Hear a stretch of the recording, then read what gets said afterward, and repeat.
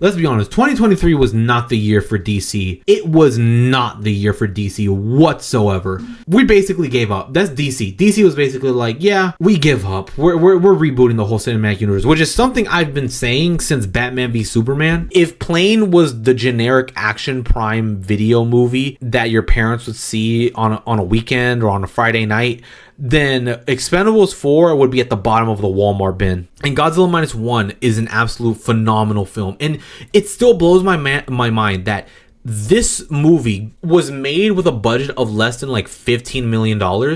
And yet it still looks better than most blockbuster movies. But the characters are amazing. This was the first Godzilla movie where I genuinely cared about the human characters. So right now, this is my review of every single movie that I saw in theaters. So first things first, I did not see every movie that came out in 2023. Just want to let you know. At max, I saw 40 movies. Most of these I saw in theaters. A handful I saw on streaming services like Netflix or whatever. But like, for the most part, this is how much I could cover in that time span. And along with that is that, unfortunately, I didn't get to review every single movie I saw in theaters as well. So in a way, this is basically me reflecting on 2023 in terms of film, giving my final judgment from best to worst. But with that getting started, let's go straight into this ranking of best to worst films, all right? So in total, I have seen 40 movies in 2023, and unfortunately I didn't make a single review for every one of them. Only a handful of them got individual reviews. We're gonna rank which ones are the best and the worst. All right, so with that being said, let's get started. So Megan, I thought was an okay horror film. Like, again, it's not necessarily doing anything new. It's an evil AI robot, and which, by the way, I don't know if it's me, but there seems to be a reoccurring theme in 2023 about like the dangers of AI and robots, but that's neither here nor there. That's everywhere. Megan, I thought was okay. I thought it was fine. I think that the horror aspect was good as it is, but granted, it was a PG-13 movie, so they couldn't go the complete route of horror and gore that you would expect from a movie like this. Having an evil AI robot basically trying to control your kid and like use that kid in a way as like a puppet, I think it's all right. It's fine. I mean, granted, we've seen plenty of like evil doll movies in the past. But my main problem with a lot of evil doll movies is that, well, besides Chucky is kind of like that sort of brand that it just knows what it is. It knows what it is. It is a serial killer trapped in the body of a doll, just causing mayhem. So we're just like, okay, whatever, that's a little bit supernatural on that side. But for the most part, it's kind of a silly, goofy horror film. All other like movies about dolls being evil, 99% of the time they're barely moving. They're barely moving. They're just always in the background, and it's always like the main character is going like, is that doll moving on its own, or is that my imagination? That stuff. With Megan, like, you get to see her do brutal stuff, and I like that about Megan. Like, you get to see her do absolute crazy things. She just is just getting rid of people left, right, and center. And I thought that it was okay for what it is. So I'm going to leave it right there for now. Now, Plane, I will say this. Plane is literally plain. That's all I can say. Plane is plain. You walk into the living room and you see your parents pull up some random action movie off of Amazon Prime. That Plane is that movie. Like, Plane is the archetypal action movies on Amazon Prime that your parents sees. And that's like the highest compliment I can give it. It's okay for what it is. I wouldn't really waste my money to go see it in theaters. Thankfully, I got to see this for free in theaters, so I'm not going to complain seeing a free movie. But I would not pay for this. I would not. I'm like, pull this up on Amazon Prime, watch it with your parents. That's where it's at. That's where I put it at. Ant-Man and the Wasp: Quantumania. Now, Ant-Man and the Wasp: Quantumania was probably one of my biggest disappointments in all of 2023. I was hyped for Ant-Man and the Wasp: Quantumania because, again, like, this is introducing the main villain for the multiverse saga, which is going to be completely different now after recent events. We're probably just scrapping the entirety of the Kang subplot in the Kang arc for the rest of the MCU going forward.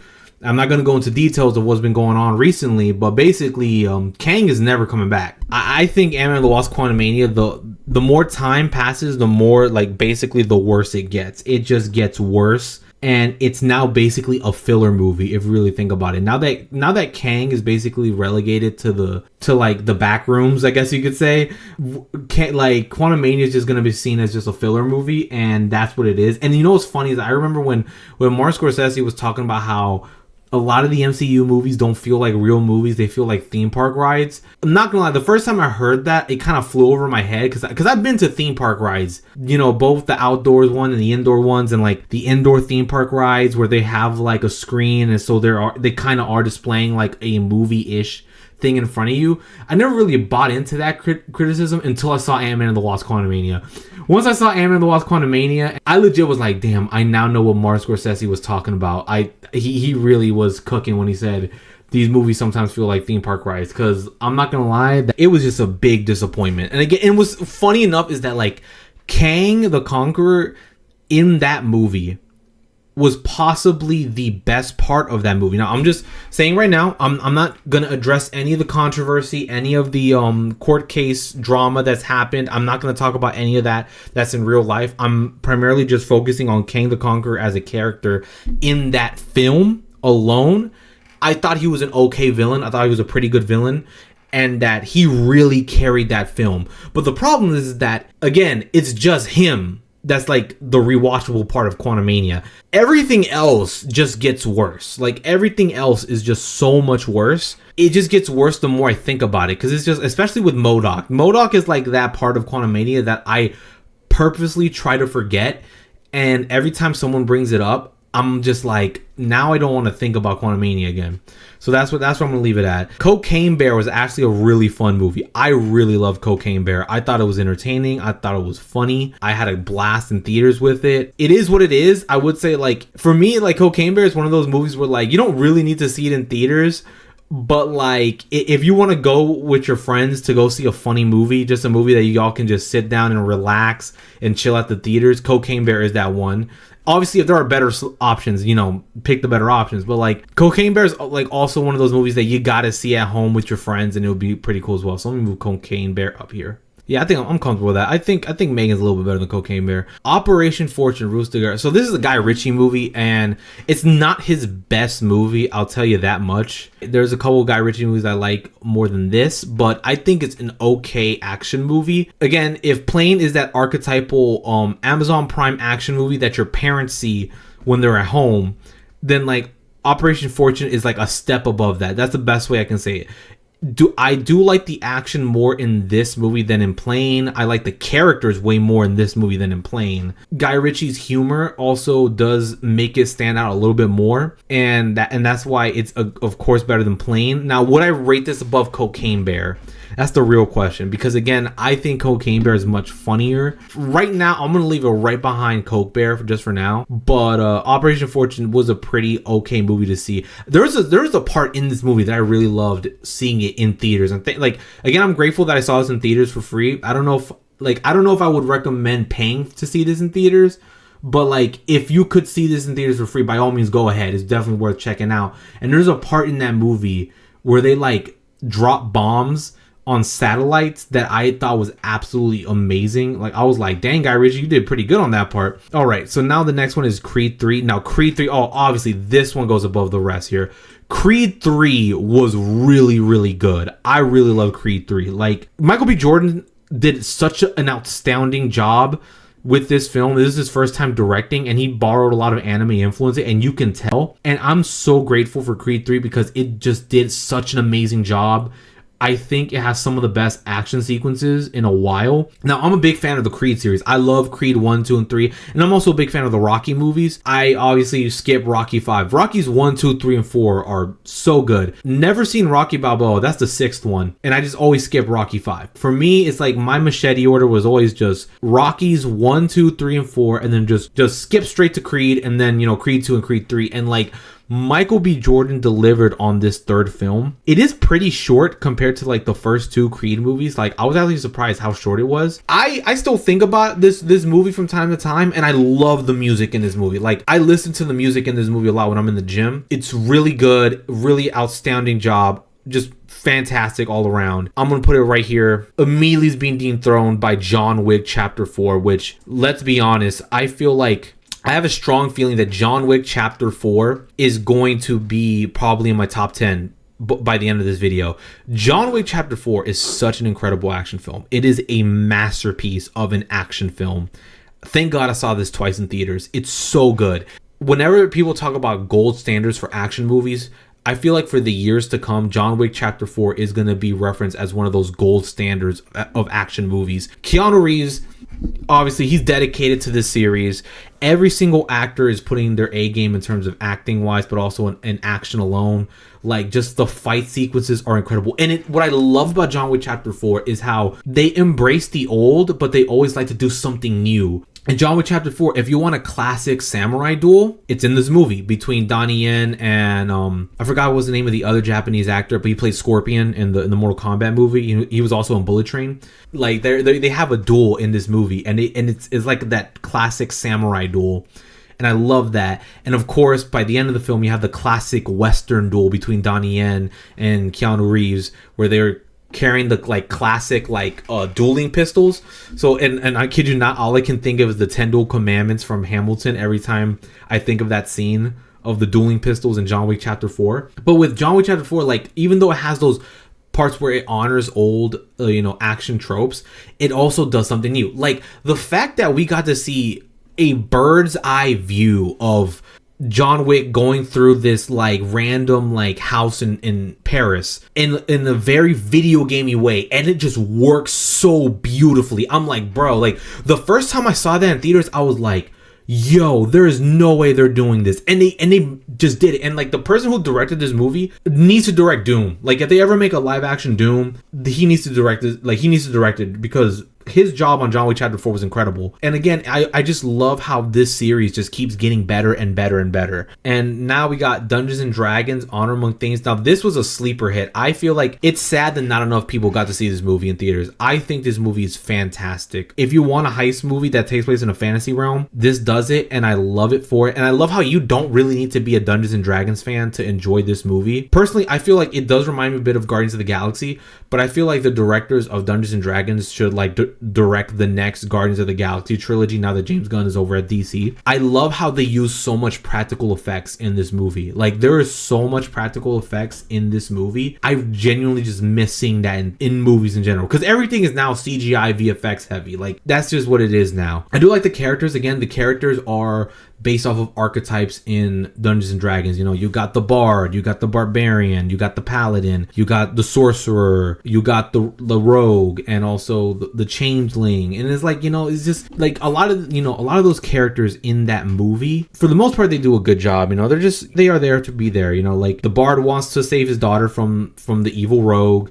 The Sorcerer is doubting his own abilities on whether or not he's a good sorcerer or not, so he needs to prove himself that. Tiefling is trying to save her community. The Barbarian is, for the most part, she's just there. She's just tagging along just to help the Bard just because she can. And the Paladin is the Paladin. He's just going around helping people and having a holier-than-thou attitude around everybody. Because these archetypes are so familiar, you're not lost in that world. A lot of problems with fantasy movies and fantasy shows is that when a fantasy movie or show starts, it feels like they need to sit you down and give you an entire lecture about everyone and everything in that world. Like it's now like you're taking a test on it. And I feel like Dungeons and Dragons is like, for people who are not fantasy fans, they can walk into this movie blind, not know anything about Dungeons and Dragons, not know anything about the world that this movie takes place in, and still thoroughly enjoy it and just love the environment, love the characters, and love the story of it. So I'm really hoping that this movie gets a sequel with the same cast and crew along with it. Knock at the Cabin is like an okay M. Night Shyamalan movie. I feel like M. Night Shyamalan hasn't been hitting as usual. Like again, it's M. Night, so it's a bit like here or there. Dave Bautista does a pretty good performance in this movie. He's the one I remember the most from this movie. I also think that the little girl did a pretty good job in this movie too. But Dave Bautista is the most memorable character in this movie because he's like this really big guy. Like he basically towers over everybody, but at the same time he's like this really gentle giant in a way, but which is kind of funny because like the whole premise of the movie is that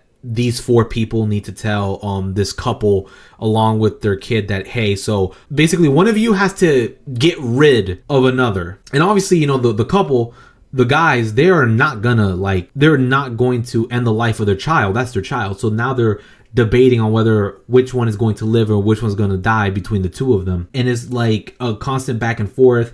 And of course, these four people are like, one of you needs to go, because if not, the whole world is going to end. And of course, like, you know, the couple are like, okay, you're making this stuff up. This is complete BS. What do you mean that the world's going to end if one of us doesn't die? That makes no sense. And eventually, as time goes on, more and more worse things keep happening. But again, they're in the middle of a cabin in the woods, and they're completely cut off from the outside world except for what's on the TV. And of course, you know, at first they're gonna be like, okay, the TV's fake. I mean, obviously they're just faking that stuff. It's not real. It's not, you know, there's probably just something that's been programmed or whatever to play just to trick us. But no, like towards the end of the film, it's pretty much revealed that it was all real. Like the world was legit this close to ending, and at the last minute, one person ends the life of the other so that the world could be saved, so that the world basically be spared. It's okay for what it is. It's not the best M. Night Shyamalan movie, but it's nowhere near his worst. I'm just gonna give it right here. Yeah, I think I probably would have watched Knock at the Cabin before I'd watch Plane, but I'd probably watch Operation Fortune more before watching Knock at the Cabin. Yeah, I'm comfortable with that. Okay, so next up is Shazam: Fury of the Gods. Okay, listen, let's be honest. 2023 was not the year for DC. It was not the year for DC whatsoever. It basically was like, yo, we basically gave up. That's DC. DC was basically like, yeah, we give up. We're rebooting the whole cinematic universe, which is something I've been saying since Batman v Superman, but now they finally got the memo. And Shazam basically was doomed to fail. Let's be honest. Shazam was so doomed to fail. And it sucks because, like, I really love Shazam 1. Again, I love the story of Billy Batson and him being a foster child, basically being a part of a found family, and his whole family being like a team of superheroes, but they're also foster kids. I like that. I really do love that. And I really love how wholesome it was in the first movie. In the second movie, you still get that vibe a little bit, but you're kind of also aware that this is a family that's been together now for quite some time. And someone said it best when they said that, like, Billy and Shazam act like two completely different people. Because in the first movie, it was believable that Billy and Shazam were the same person. But in this movie, like, it's so weird. It feels like Asher Angel and Zachary Levi were never in the same room at all during the entirety of filming this movie. And they never once talked to each other about how they approach the character, because Shazam acts like a completely different person to Billy. Like, it's never like, oh, this is just a kid in a superhero's body. No, it's like the kid is like a teenager now, and he's really like emo and grumpy and like depressed and like afraid of what to expect after high school. Meanwhile, Shazam is all like, what's up, guys? We need to go help people. We need to go do things. We need to go do this and this. You know, let's go help people. And it's just like, bro, calm down, bro. Just calm down. Like, you're how you acting this way as a superhero, but like you're a completely different person when you're a normal person. Like, it doesn't even feel like the same person. Again, it feels like two different people. I feel like the villains are kind of forgetful. They're the daughters of Atlas, and the only one I remember is the one played by Rachel Zegler. I think her name is Anthea. Like, again, she's the only memorable one because she falls in love with Billy's brother, Freddy. I think his name is Freddy. I think. Yeah, I just remember him as the blue one. So, like, Anthea falls in love with the blue one, and, like, becomes a whole subplot. And, of course, she survives. She's the only one of the sisters to live at the end of the movie. It's pretty much like your generic superhero movie, but at the same time, it does borrow a little bit of Greek mythology. And, like, someone mentioned how it kind of gave him a little bit of Percy Jackson vibes, but now that Percy Jackson, the TV show, is out, I kind of don't see it. And oh my god, this movie gets worse the more I think about the freaking Wonder Woman cameos. Like, the Wonder Woman cameos in the Shazam movies be making me die, because it just goes to show how much of a horrible state DC is in. But with that being said, it was pretty funny. It was entertaining. I liked it when I saw it at home. I did not see this in theaters. I think this is the only DC movie I did not see in theaters, and I do not regret it. To me, I'm okay not seeing this in theaters. I'm not going to knock it and say that it was a bad movie. It is nowhere near the worst DC movie on this list. But again, it is just not that impressive, but it is a fun watch if you're bored at home and you want to stream something. And if you like the first Shazam movie, but at the same time, I feel like the first Shazam movie is better than this. Next one is Air. Air is actually pretty solid. Air is a pretty good movie. I thought that Air was all right. It is the story of how Nike basically got Michael Jordan to be their poster boy, to like be their promoter. You never see Michael Jordan in this movie. Like, again, like the only time you ever see him, he's like, you only see like the backside, like the back of his head, and so it's always like a stand-in actor. He has no lines at all in the movie, and the directors and the writers purposely did that because they just genuinely believe that no actor could ever really play Jordan, and it's just best to basically keep him as not an empty character. Yeah, basically just a cardboard cutout. Just keep Michael Jordan as like this cardboard cutout. Again, even though he is the main goal of the movie, it's best to keep him in the background because, again, he's going to hog all the spotlight if he was in the foreground. However, Jordan's like parents, you know, they're in this movie. They do have actors. And it's funny enough is how, like, Michael Jordan told the cast and crew when they were making Air that his main request was to get Viola Davis to play his mom. And Viola Davis did a pretty good job in this movie. So did Matt Damon, Ben Affleck, and even Chris Tucker. Like, I feel like every actor did a pretty good job in this movie. I thoroughly enjoyed it. I like the sort of like back and forth between these companies on how to court Jordan and how to get him to be their poster boy. But overall, I thought it was an okay film. I was happy to see it in theaters. I would, like, if you're into sports or into like historical movies, because again, Air takes place in the 80s and it's very much 80s centric. Like, the movie literally starts with a montage of like 80s music videos, commercials, and like movies and shows. So like, it is entrenched in 80s nostalgia. So if you love 80s culture, if you love sports movies, and you also like, or if you're like a sneakerhead, or if you love watching like historical movies, because I would say, even though I'm not trying to make the 1980s feel like an ancient time, but it is technically a historical fiction movie, then you probably like this. And I would put this, I'm gonna put this above Operation Fortune. Yeah, I'm gonna do that. I'm gonna put that there. However, I'm gonna leave Cocaine Bear. Cocaine Bear right now seems to be a little bit undefeated after getting mollywopped by John Wick, Adonis Creed, and the Dungeons and Dragons crew, and Megan. Next up is the Super Mario Bros. Movie. Okay, I'm gonna be 100% with y'all. All right, I love this movie. I love the Mario movie. I loved it. I've watched it 3 times, and I'm proud to say that, to me, I personally think it gets better the more I watch it. And like, I hate that everybody just say, oh, it's a simple movie. It's just a basic movie. It's a mid movie. And like, I listen, I kind of get where they're coming from, but you guys need to understand, like, the live action Mario movie has got to be one of the worst movies I had ever seen. The plot makes no sense. It's the most overcomplicated plot of a video game movie. And I'm just like, bro, it is literally just Mario is just a plumber and his brother jumping on turtles and mushrooms to go save a princess from a giant fire-breathing turtle. What is so hard about that? I feel like the creators of Mario, Nintendo, and the people of Mario, they saw how awful the Mario movie was back in the 90s. Just keep in mind with you guys that, like, the Mario movie was so bad that Nintendo never wanted to make another movie of their popular video game characters ever again because of how bad it was.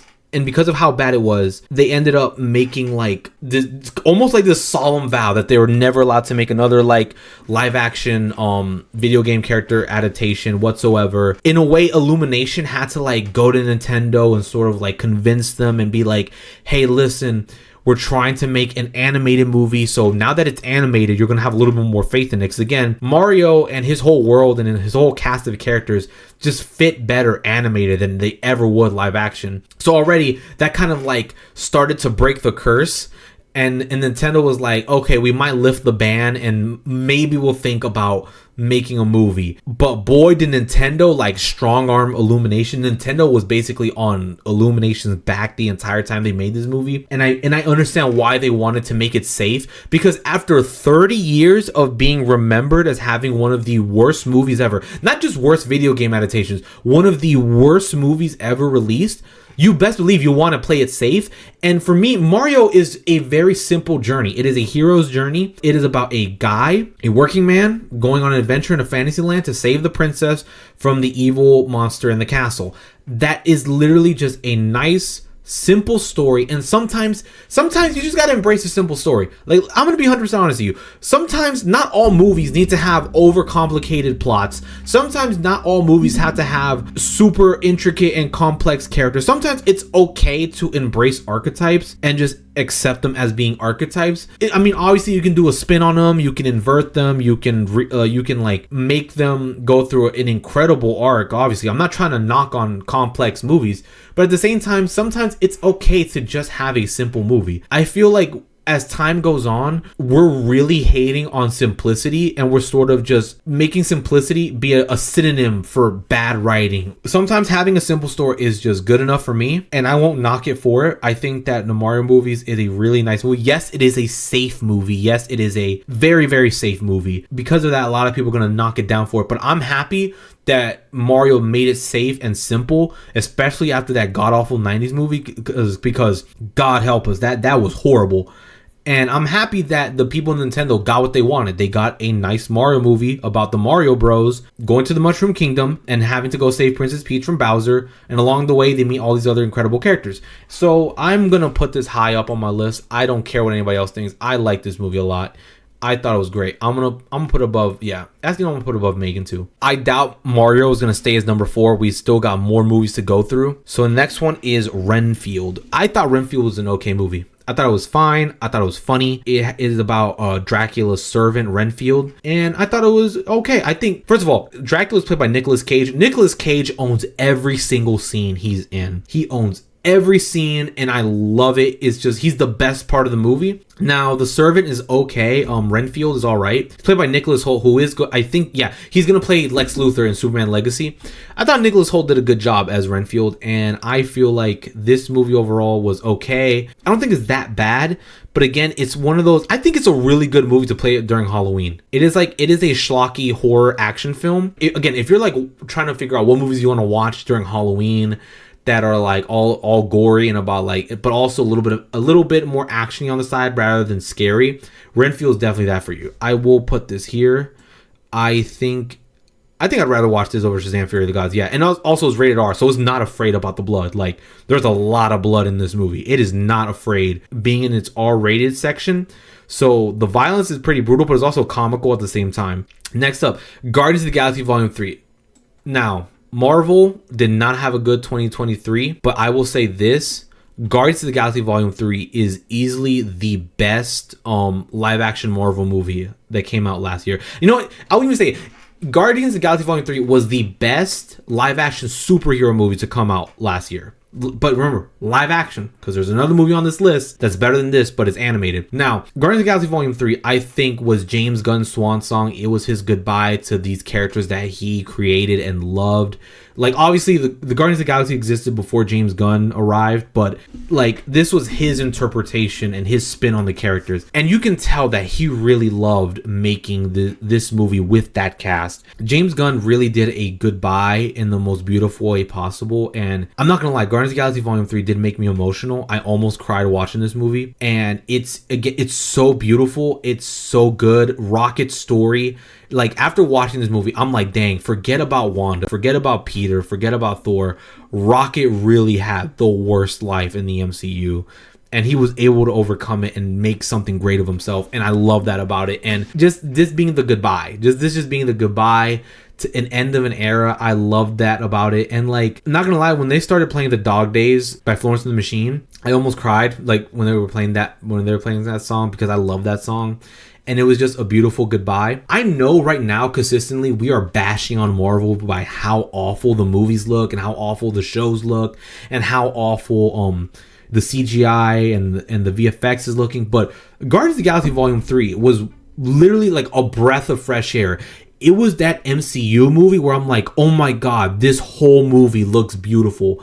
This whole movie looks amazing. You can tell that they put effort into all these visuals, and thank God they did, because Marvel has been giving us half-baked movies and shows for the longest time since Endgame, and I'm like, bro, what are y'all doing? Like, what is going on? And I'm so grateful that that finally we had a good Marvel movie and a good movie overall, and it legit revitalized the MCU for like a good 2 to 3 months. But then it was as soon as Secret Invasion came out, it was like, all right, back to your regularly scheduled BS, and then it was downhill from there.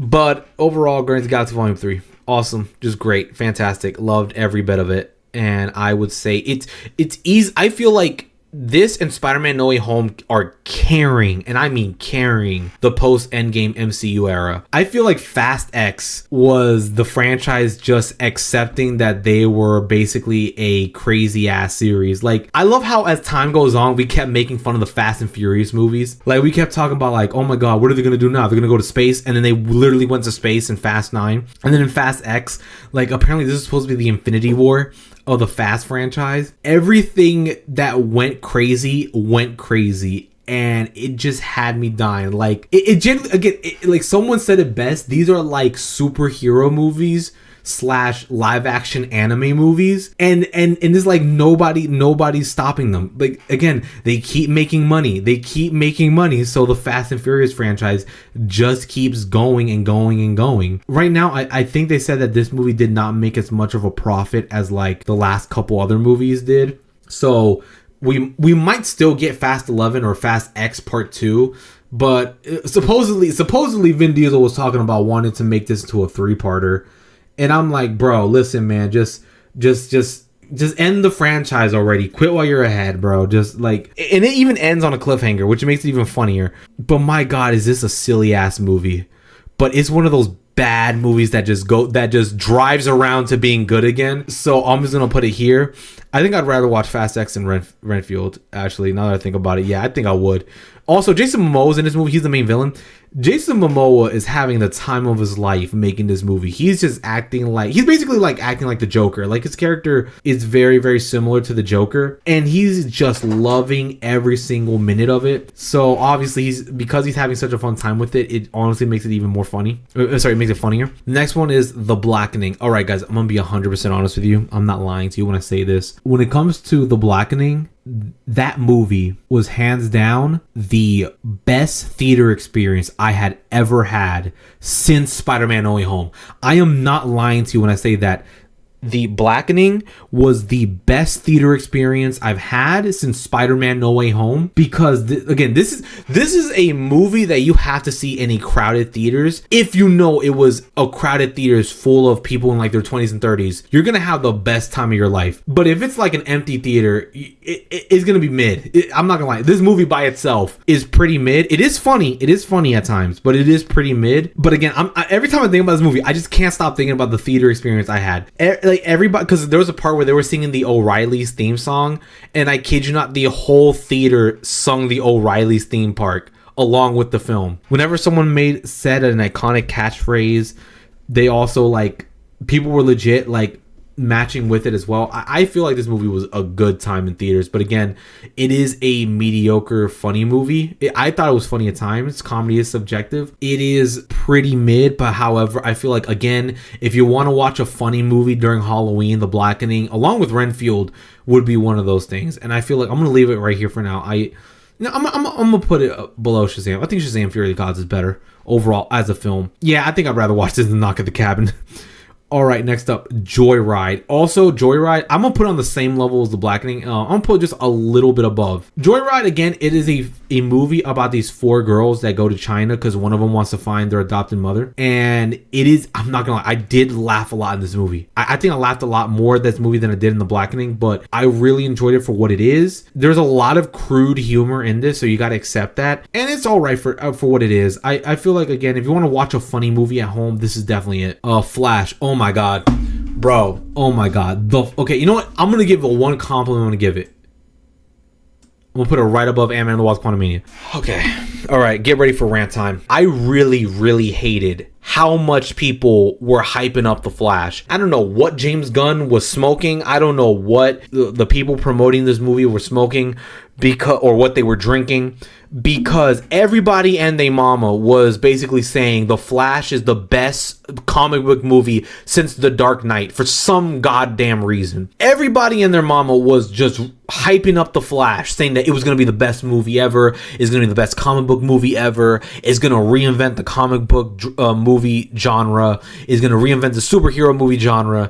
And I'm just standing here like, bro, like, are we not going to talk about how this man Ezra Miller was like legit going full GTA in real life all over Hawaii and in the US and in Iceland. Like, are we not going to talk about that? Okay, fine, never mind. I guess we're not going to talk about it. But again, at the same time, I'm just like, bro, are we really hyping up The Flash? This movie has been in development hell since like 2016. I feel like this movie has been in development hell for almost 10 years. Like, this movie was supposed to come out, I think, in 2017 or 2018, and they just kept pushing it back, and they kept pushing it back and pushing it back.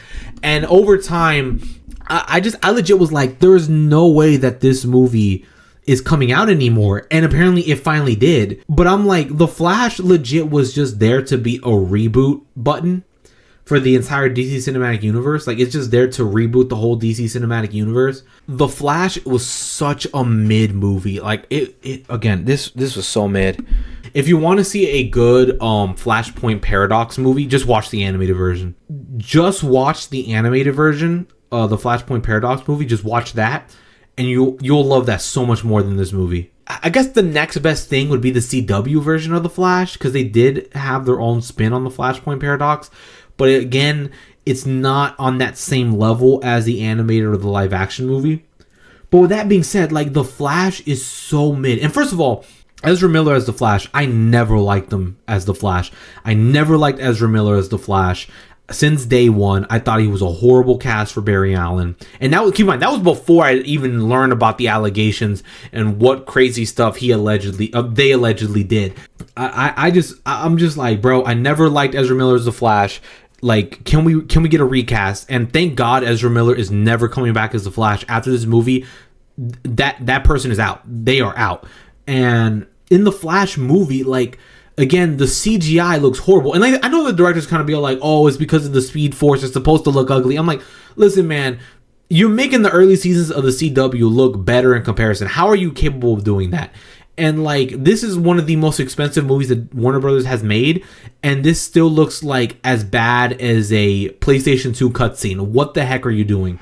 And of course, like, I mean, first of all, I like Michael Keaton as Batman. I think he did a good job as Batman. It's nice to see Michael Keaton as Batman again. And I'm gonna be honest with you, here's the funny thing. When I went to go see this in theaters, because I got to see an early screening of it, that way I didn't have to pay for it. Thank God I didn't pay for this. When I got to see an early screening of that movie, almost everyone was wearing a Batman shirt.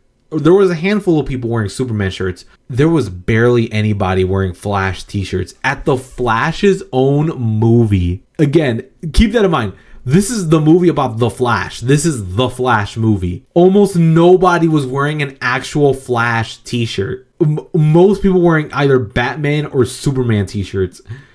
Like, that just goes to show you how almost nobody cares about the Flash. It just goes to show you how almost nobody cares about the Flash, especially Ezra Miller's version of the Flash. Never liked Ezra Miller as the Flash, and thank God that era is over. Grant Gustin is an infinitely better Barry Allen. The plot is the time travel thing, and then of course they're trying to basically adapt of the Flashpoint Paradox movie, but also use that as a reboot for the DC extended universe. But at the same time, at the end of the film, the only thing that really changed is that George Clooney replaced Ben Affleck as Batman, and that was basically it. And now that we're starting the new DC cinematic universe, basically, like, nothing is going to be carried over. Starting with Superman Legacy, nothing is going to be carried over from the old DC universe except for Peacemaker and Blue Beetle.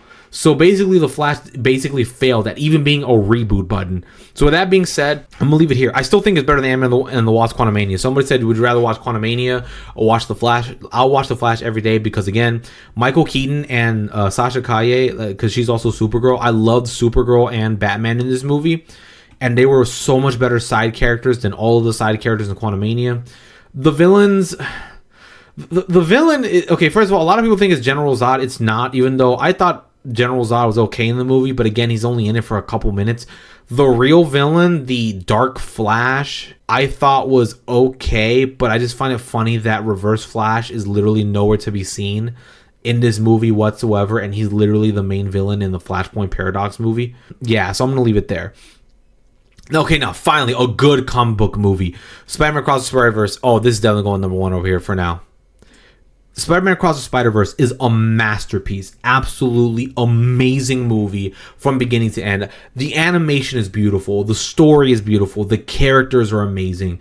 Everything about this movie, I just love it, love it, love it. And I'm so happy I got to see this in theaters. And you know what's funny is that I had to go for my grandma's like 100th birthday when this movie came out. So I didn't get to see this movie until literally I came back from that vacation. And my God, was it worth the wait. It was so great. I'm so happy I got to see it in theaters. Absolutely fantastic. Amazing. I can't wait for Beyond the Spider-Verse.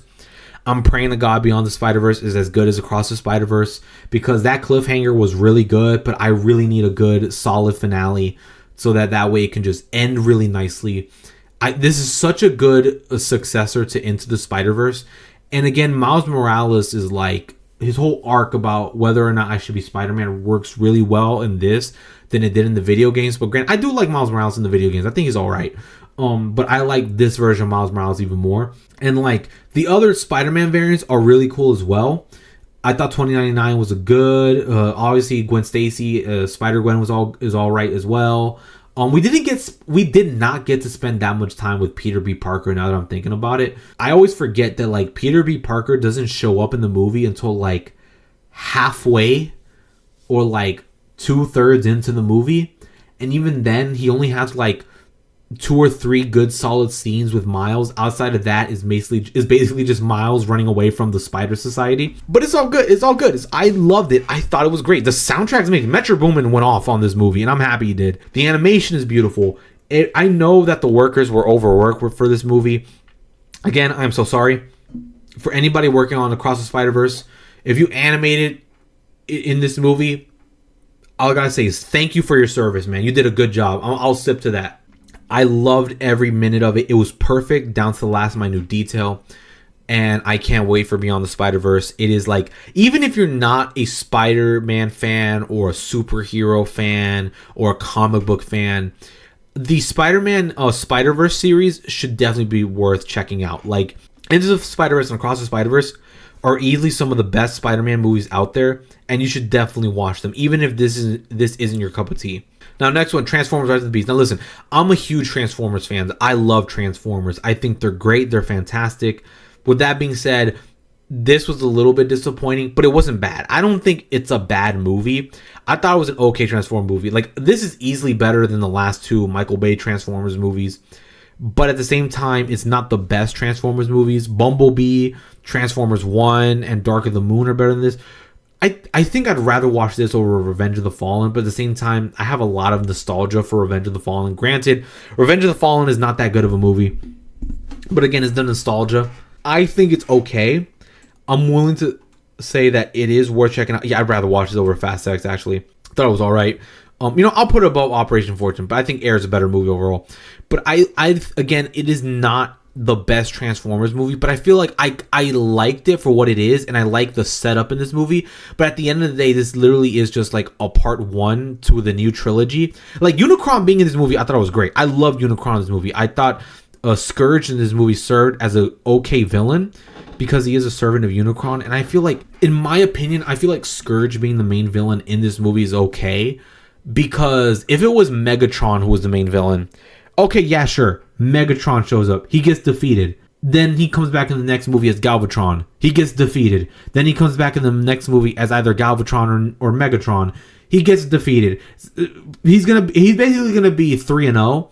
Oh, sorry, 0-3 in the trilogy, and I really wouldn't want that. I like that Scourge at least dies in this movie, because once Scourge is eliminated at the end of this movie, now that leaves room for Unicron seeking out a new servant, and obviously in the sequel, Megatron's going to show up. It's a no-brainer. I'm pretty sure it's confirmed. Megatron's going to show up in the sequel after Transformers Rise of the Beast, and obviously at the end of that movie, he's going to be very incapacitated, and then Unicron's going to find him, and in the third movie, he's going to show up as Galvatron, and that's going to be the overarching Unicron trilogy. But I think that this movie's all right as it is. I thought it was okay. I liked seeing this in theaters. I was happy seeing this in theaters. If you're Transformers fans, this is definitely worth checking out in theaters. But if you're not, I say just watch it at home. But it will be a fun movie to watch at home. No hard feelings. I'm not going to lie. I had a good time with this movie. I thought it was funny. I think I'm going to put it above Joyride, actually. But I'm going to leave it right here underneath. Actually, you know what? Hot take. I'm gonna put it above Shazam I'm gonna leave it right there. I think Renfield a little bit better. No Hard Feelings was all right. I like No Hard Feelings. Again, if you don't know the story about the movie, it's about this girl pretending to be this guy's girlfriend for the summer, and that's about it. And like overall, I thought it was okay. It was very funny, and it's and it kind of gave me a bit of a 2000s rom-com vibe that I kind of miss. Because let's be honest, rom-coms are dead. Like, that industry is dead. It has been closed since 2010, and we just had to accept it. And honestly, I accept it as what it is. But this kind of brought back some nostalgia. It is pretty funny. It was all right. It's a good time to watch. I did see this in theaters. I did not pay for it. So again, there's that incentive where like, would I see this in theaters and pay for it? I don't think so.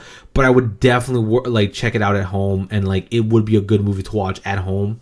Or if you're on a date, if you're like out with somebody that's on the more romantic side rather than the platonic side, then No Hard Feelings would be a pretty good movie to check out with them. But with that being said, I'm gonna leave No Hard Feelings there for now. Mission Impossible: Dead Reckoning Part 1. I feel like a lot of people slept on this movie. This was a good movie. This I'm gonna put it. This is definitely above Transformers. Oh yeah, definitely.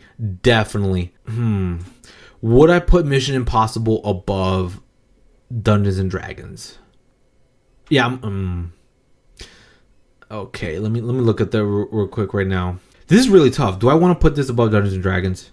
Okay, I'm gonna leave it here for now. I'm gonna rethink about this. Mission Impossible: Dead Reckoning Part 1 was really good. I really loved it. It is a good Mission Impossible movie. It's solid through and through. Again, but it is a Part 1, so it leaves. I wouldn't say it leaves on a big cliffhanger like Spider-Verse did. Like Across the Spider-Verse, that was a huge cliffhanger. You got Miles stuck in the wrong universe. You got Gwen and her crew going, like basically setting out to go save Miles. You got 2099 and his crew trying to hunt down Miles. And on top of that, you have the Spot literally coming back to his universe and getting ready to like destroy Spider-Man's whole existence. Like those are like 4 big plots left as cliffhangers for the next movie. The Spot, he's the overall main villain of the movie. He did technically win at the end of this one. Obviously, he's going to lose in Beyond the Spider-Verse. But at the end of Across the Spider-Verse, the Spot technically won. In Dead Reckoning, the villain didn't even really win. He actually technically lost. However, like, it was like a last-minute win for the hero. So it isn't entirely that bad. But the main cliffhanger was that submarine. It was the submarine that was the main cliffhanger. And Dead Reckoning Part 1 has only that one big cliffhanger, which is now Ethan Hunt needs to get to the submarine with the key that he got, and that's about it. But outside of that, like, is not the amount of anticipation I have for Dead Reckoning Part 2 as I would have with Beyond the Spider-Verse. Now, Dead Reckoning Part 1 overall is a solid film. It is a good film. It is a really, really good action film and a good spy thriller, a good Mission Impossible movie. I'm gonna be honest with you, I did a rewatch of the Mission Impossible movies last year, and I was genuinely surprised how good they were. Like, they really got better as time went on. For me, Dead Reckoning Part 1 is a good part of that collection, a good part of that series, definitely worth watching in theaters. I got to see this in Adobe, like in Adobe theater, and bro, was it like, whew, like I felt the explosion, I felt the explosions and like the car crashes and the train derailment in my bones. And even when like Tom Cruise went off the cliff and went skydiving and you can hear the wind passing through his body, like, bro, I felt that in my bones too. So again, this movie is definitely worth checking out in theaters. And it is a good overall action spy thriller movie, so definitely worth checking out. Next up, I like how Quantumania is the barrier to let me know which movies I've already ranked and which movies I have not. Barbie. Barbie's actually a really funny movie. I actually enjoy this a lot. I will put this above. Oh my god, I can't believe I'm saying this. Like, I find it funny that in a year where Barbies and Transformers came out, and mind you, fun fact, Transformers is the biggest franchise in the Hasbro catalog, while Barbie is the biggest franchise in the Mattel catalog. And I kid you not, like, they're basically rivals in a way. And I never thought in a million years that I would like a new Barbie movie over a new Transformers movie. And yet I did. Like I'm legit, I'm like, wow, I actually like the Barbie movie more than Transformers movie. And okay, but do I think, okay, I don't think Barbie's better than Air. Air is a much better, but I don't think, okay, now I'm starting to think about Cocaine Bear is not as good as Air. Same thing with Megan. I'm gonna put Air a little bit high up. Okay, someone asked me would I rather watch Coke Bear or Barbie? I think I'm gonna put Barbie because I actually like the soundtrack more.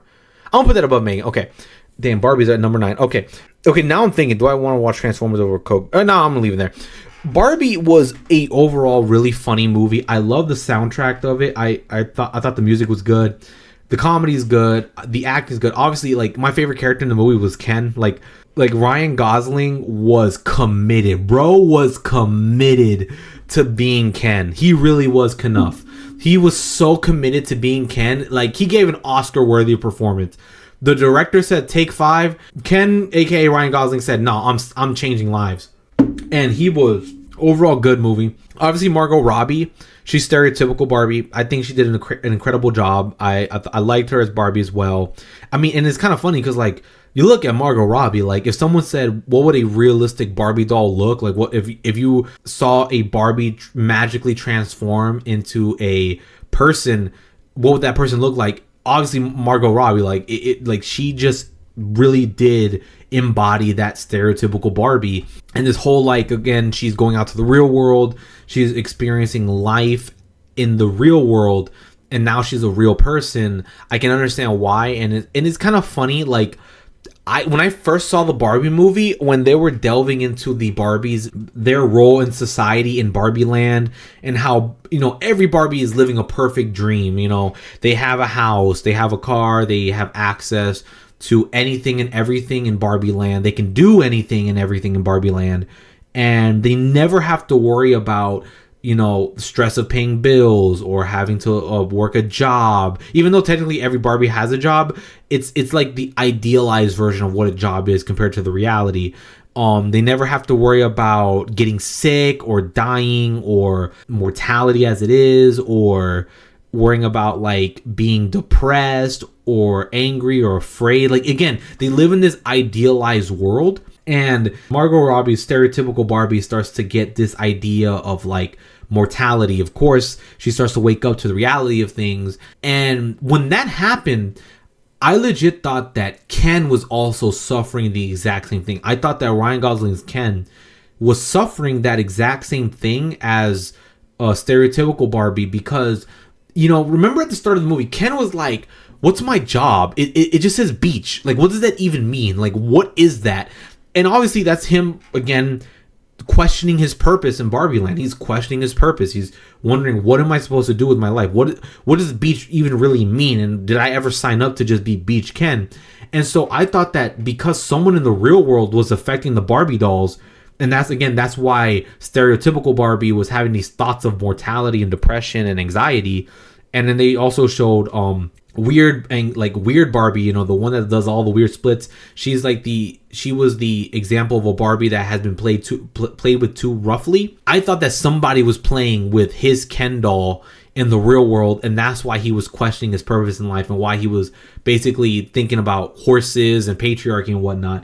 But nah, he just got exposed to the real world, and he started seeing, like, people, like, how they function in the real world, and he was like, oh my god, like, what is all this stuff? Like, it seems so, like, what is this idea of this, like, men out there doing their own things, like, doing their own things basically. And then he gets the idea of patriarchy, but also, like, loves horses. And it's just, it's funny enough with it how, like, Barbie, again, she's the title character, but the more you think about Barbie, the more you think about Ken and his arc in the movie. Like, I'm not trying to bash Barbie's arc in the movie. Again, she's legit breaking out of the Matrix. Someone said it best. They were like, Barbie is literally just a remake of the Matrix, but instead of being stuck in a computer, you're just stuck in a toy set. Barbie's literally going through the Neo journey in the Matrix, but Ken is having another journey that, like, I never thought in a million years I would be like, dang, I sympathize a little bit with Ken, with his whole, like, questioning his purpose in life and whether you're enough or not. And I also never thought in a million years that I would like Ken as a character, because growing up as a kid, obviously I'm a guy. I never liked the Barbie franchise, and I was always drawn to toys like Transformers and Bionicles and Legos and Nerf guns. That was always my thing. Like, I was a kid that, for some reason, I always found dolls creepy, like super creepy. And I also found action figures based off of people creepy as well. So like, yeah, there are action figures that are like geared more towards boys, like WWE stars or like soldiers or like superheroes. They're making like an action figure based off the person that you would see in a movie or in a show. And I never liked those toys ever. Like, I would never play with those because in my mind, the only toys I was comfortable playing with were toys that were either based off of robots or based off of animals. So of course, me loving toys like Transformers and Bionicle and everything Lego related and Nerf guns, I would never want to play with a Ken doll, period. And then now, like, watching the Barbie movie, I'm like, man, like, I never thought I would like Ken as a character, but this movie made me like Ken as a character. Like, again, Ryan Gosling gave a Oscar-worthy performance as Ken, and I just loved every minute of it. And of course, Margot Robbie also did an incredible job as Barbie. I feel like she really put her heart into this performance, and I thought she did a great job. And Greta Gerwig as a director, I really liked the way she directed this movie. It was so funny. It was so fun. It was cartoony at times, but it was like that good cartoony. I love how it felt like a cartoon in Barbie Land. So again, I like that about this movie, so I'm gonna leave it there. All right, next up is Oppenheimer. Yo, Oppenheimer was freaking amazing, bro. Let me just put that up there. Would I watch it? Yeah, I think I watched it over Creed 3. I'm gonna put Oppenheimer here. Oppenheimer was fire. Oppenheimer was amazing. Christopher Nolan did such an incredible job with Oppenheimer, and I love the music in Oppenheimer. I listened to the soundtrack to Oppenheimer. Like, I guess I've seen a couple like back and forths about like what they were doing for the explosion of the movie, because I was listening and watching videos about how they did the explosion. Because Christopher Nolan, bro, was dedicated. He was like, I am not under any circumstance gonna CGI the explosion of the Trinity test. I'm making a live action version of the Trinity test, basically filming the biggest explosion in cinema history with practical effects. And bro, they did live up to it. It was so good. And Oppenheimer was such a good movie. I love, Cillian Murphy as Oppenheimer did such a good job. Emily Blunt as Oppenheimer's wife, also pretty good. Florence Pugh as Oppenheimer's mistress, also good. Matt Damon as the general that was like in charge of Oppenheimer at the campsite was also pretty good as well. I feel like another performance that doesn't get enough recognition is Robert Downey Jr. as Strauss, because his performance as Strauss was really, really good. And it, like, how a lot of MCU stars, they try to go to do things after the MCU and they don't really get that much attention because they've been recognized for the longest time as the character they play in the MCU. And I feel like Strauss was such a good character for Robert Downey Jr. to play post Endgame, because obviously after Endgame, every time someone sees RDJ, they're just gonna see, oh, that's Iron Man. And him as Strauss, like, I thought it was a good job being the guy that set up Oppenheimer to basically lose his credentials and basically kick him out of whatever he was working on for the government. And I thought that, like, the movie overall did a good job with that story, with the subplot of the court case. But again, obviously there's the Trinity test.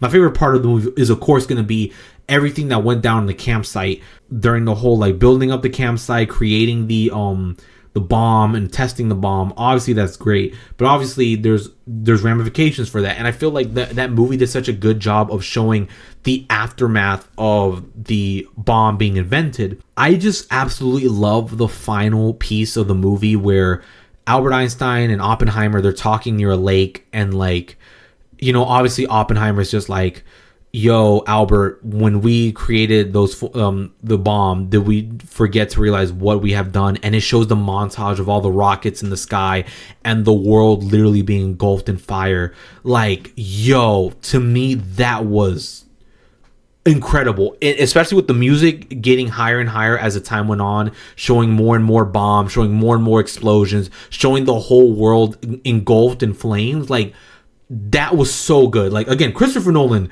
he cooked in this movie. Absolutely amazing. And I also want to say, I loved all the parts in the movies where when they're talking about the theory of the explosion and how to create an explosion, that they do all these sort of like weird but really beautiful, really cool looking, like, montages of, like, atoms exploding and rippling. Like, it just looks so cool. I love that part of that movie too. All right, let's see. Teenage Mutant Ninja Turtles Mutant Mayhem. Yo, listen. Again, another sleeper hit. I'm going to put this all the way up here real quick. I'm going to put it right beneath Oppenheimer. This movie was so good. It was so good. And to me, it's like somebody said, what if we took the animation style of Spider-Man Across the Spider-Verse, did our own spin on it for the Ninja Turtles, and it works so well. This movie was so good, so incredible. I hope to God they make a sequel. I need a sequel, especially with the post-credit scene where they were teasing Shredder like he was Thanos. I need to see the sequel to this movie because this movie was so good. I loved it, absolutely loved it. It was incredible. It's literally just Spider-Verse, but for the Ninja Turtles. And if you're a Ninja Turtles fan, you're gonna love this movie. It's so incredible. If you are also a comic book fan, if you're a fan of animation, you're gonna love this movie as well.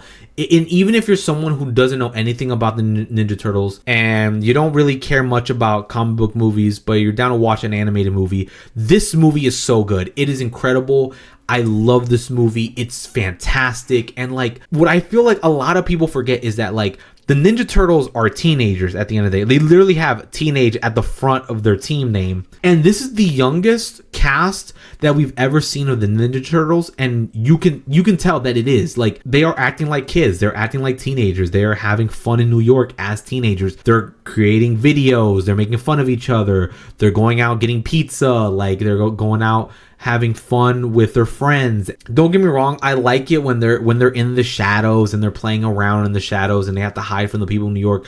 But this movie does something different entirely. This movie decides to embrace the Ninja Turtles so that now that people accept them and are okay with them walking around New York. Obviously, there's a whole subplot about are people good, are people bad, how people are so quick to judge whenever they see something they don't understand. And then in the climax of the movie, you have all these mutants, because there's all a bunch of mutant animals, not just the Ninja Turtles. You also have the mutant animals that were basically under Superfly, but they were like, nah, we don't want to work with you anymore. They all work together to stop Superfly, who at this point has basically become a kaiju. And then the people in New York, they see the Ninja Turtles with their friends trying to stop this kaiju from wrecking the city, and they start helping them. They start actively helping them. And so now the people in New York, they accept the Ninja Turtles. They're like, yo, these guys are really cool. They're really cool guys. And so now the Ninja Turtles get to accomplish a dream, which is to finally go to high school like normal kids. And it's so weird. The idea of the Ninja Turtles finally getting out of the shadows and going to high school as kids,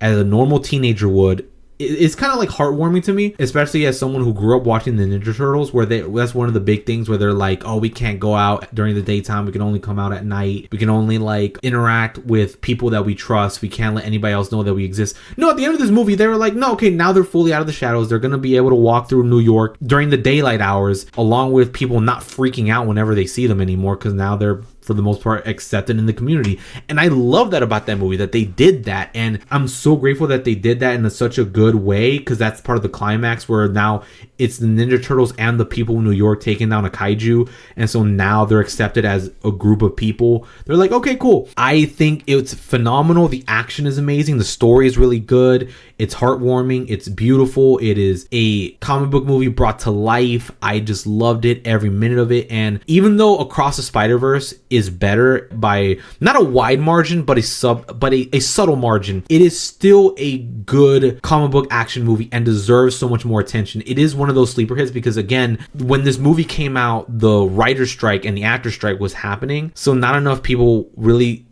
a lot of people didn't even know this movie was out, because again, and of course they couldn't do the promotion because everyone is out on strike. And it got so bad that they brought in that random kid that shot that iconic YouTube video of him in a makeup as a zombie, and he says, I like turtles. They brought him out to promote the movie because, again, everyone was out on strike. It was the studio being so desperate to get any attention, and it sucks that it didn't get attention. I mean, granted, again, the workers had every right to strike. They deserve better payment and better compensation, but this movie was a sleeper hit, and it deserves so much more attention, and it deserves so much more praise, and I hope to God we get a sequel. So I'm gonna leave that at number 5. All right, next up we got The Last Voyage of the Demeter. This is an okay horror movie. I thought it was all right. It is an adaptation of a chapter in Bram Stoker's Dracula. Definitely better than Renfield. Oh, definitely better than Fast X. I feel like The Last Voyage of Demeter, again, it's one of those good Halloween movies that you should definitely watch in October. I'm happy I got to see this in theaters, but again, at the same time, it's like, unless I'm in the mood for a pretty good horror movie, I really wouldn't want to go see this in theaters. But again, if I'm in the mood to watch a horror movie, this is definitely one of those movies that I'd go see in theaters. But it's definitely a horror movie that you should definitely watch whenever you're at home and you want to watch a horror movie. Like, this is pretty good. I thought it was good. A crew of people on a ship, and Dracula is on that boat, and Dracula is getting rid of them one by one. But for the most part, I think it's solid. I think it's all right. It's okay. Next up, Blue Beetle. Okay, Blue Beetle is easily the best DC movie to come out this year. I definitely think that Blue Beetle deserves so much more love. And I feel like, again, would I watch Blue Beetle over Yeah, I definitely watched it. Okay. I'm gonna put this here. So Blue Beetle, I feel like, first of all, it is easily the best DC movie to come out of this year. But what I love about Blue Beetle is obviously the family. Again, this is I'm biased. I'm gonna admit it, I am biased. I'm Latino. Having a Latino superhero with a Latino family, it legit hit close to home, and it hit close to home. I have that bias within me. But what I love about this movie, on top of it hitting close to home, is the fact that, like, this movie reminds me in a way of superhero origin movies back in the 2000s, like Spider-Man 1, where they accepted this character for what he is. They accepted the origin story and they just went with it. It is a simple origin story in the superhero genre, and let's be honest, the superhero genre there's flooded with origin stories, but I really like this one for what it is, because it is just Blue Beetle going on his journey. Again, this is DC towards the end of their cinematic universe, so they don't really care about setting things up. But what I love about this movie is, again, it is a superhero origin movie that's focused on Blue Beetle, and it stays focused on Blue Beetle. And obviously the actor who plays Blue Beetle does an incredible job. He was perfectly casted as Jaime Reyes, but it stays focused on him. It's not a movie where it's not a setup movie, basically. There's a big problem with a lot of superhero movies lately where they are just there to set things up for the next movie or the next crossover movie or some random show on a streaming service. This movie stays focused on Blue Beetle, and he shines in this movie. He does a good job as Blue Beetle. I like him as a character. I love the suit. That's another thing we gotta say. I love the Blue Beetle suit in this movie, and I love how it's entirely practical. And it's the suit brought to life in such a beautiful way. I like the characters, again, because they hit close to home for me. And I love the story too as well. Even though it is a simple story, it's a simple origin story. Evil corporation wants alien tech. The kid gets the alien tech, and then he goes around and has to fight off the evil corporation and protect his family. All right, perfect enough for me. Loved it. Kept it simple as it is. I thought it was good, and I hope we get to see more of Blue Beetle in the future, because I'm pretty sure it's confirmed that James Gunn did say that the actor will come back as Blue Beetle in the future, but I don't know whether this movie will be considered canon. I was hoping that this movie was the first movie in James Gunn's new cinematic universe, but I doubt it. But again, the thing about this movie is that it references characters like Superman, but at the same time, it never shows any, and I repeat this, it doesn't show any of the DC characters from any of the DC cinematic universe. So you don't see Henry Cavill's Superman, you don't see Ben Affleck's Batman, you don't see Ezra Miller's The Flash, nor you see Gal Gadot's Wonder Woman. There is no cameo of any other DC character in this movie, and because of that, of course, it can stand on its own as a solid origin story movie. And on top of that, in a way, it can be the start of James Gunn's DC Cinematic Universe, because it basically has no ties to the old universe that started with Zack Snyder. In a way, it's its own thing, and I like that about this movie. Okay, next up is Asteroid City. Okay, Asteroid City is a bit weird for me. I feel like Asteroid City was a weird watch, to say the least. That's the best way I can put it. It was a weird movie to watch. But with that being said, I'm going to put it right above. I'm going to put it right here. Did it have its good moments that made me laugh? It definitely did. Did it had its moments where I was looking at the screen, I'm like, what the heck is going on? Actually, let me put it below Joe Ride for now. It is a very strange movie, but it's a movie I just gotta accept for what it is, because it's super weird. Again, maybe I need to rewatch it, but at the same time, it's like, do I want to rewatch it? I've never had the urge to watch Asteroid City after I watched it the first time. There are such much better films that Wes Anderson has made. Again, the top of my head is Grand Budapest Hotel. To me, Grand Budapest Hotel is such a good movie. And I do like the Fantastic Mr. Fox that he also made. But Asteroid City is just one of those weird like when they talk about weird Wes Anderson movie, how like Wes Anderson makes some weird looking movies or weird movies that feels way too whimsical, that you're just kind of lost in the whimsy rather than focus on the story and the characters. I feel like Asteroid City is one of those. Like, I watched The French Dispatch 2 years back and I thought it was okay. I thought it was all right. But like, looking back, The French Dispatch was much better than Asteroid City. But my God, is it so weird? But it's okay. But it's like, but it's not horrible. Like it's not horrible or boring like the movies underneath it. It's one of those weird movies, and I'm just like, eh. Expendables 4 was garbage. I'm sorry, Expendables 4 was such garbage. Like, that was so freaking mid, man. That was some garbage. Okay, the thing is that, first things first, I'm a huge fan of the Expendables. I love the Expendables. I think the Expendables are, besides the fourth one, are okay films. The third one's a little bit but the third is so much better than the fourth. The Expendables were an okay movie series. Like, I like the first one. The second one's amazing. The third one, it starts to fall off. And then the fourth one, it really, really falled off. It falled off that it created a crater, basically. And it's, again, like the whole point of Expendables 4, it's bringing these old action stars together as a badass team and to go on a crazy mission. In this movie, almost everybody is gone. Like, they're like, the only people that came back were Jason Statham, Sylvester Stallone, and Sylvester Stallone is gone for like 75% of the movie, and Dolph Lundgren, and I forgot what his name was, but the guy who has like the weird ears, the thing going on, like, those are the only guys that came back. Everybody else is basically gone, and it's kind of sad because when this franchise started, what I love about it was the cast. I love the dynamic the characters had with each other. And yeah, as time went on, less and less people started showing up. But by the time Expendables 4 came out, like, literally only 4 people from Expendable 1 were around. And one of them was dead for like 75% of the movie. So like, it's kind of just like disappointing, to say the least. Not even disappointing. It was just downright abysmal. It was just garbage. And like, you can tell that this movie was shot during COVID because, my God, the CGI and practical effects were horrible. The CGI was terrible. You can tell that they were filming everything inside a studio because everything was locked up due to COVID, and it was just garbage because of it. And again, if Plane was the generic Action Prime Video movie that your parents would see on a weekend or on a Friday night, then Expendables 4 would be at the bottom of the Walmart bin. Like, this is a Walmart bin movie, and not even a top Walmart bin. This is hidden in the stacks, and that's where I'm leaving it. I think this might be the worst movie I saw in theaters. Now, The Creator, this was a good movie.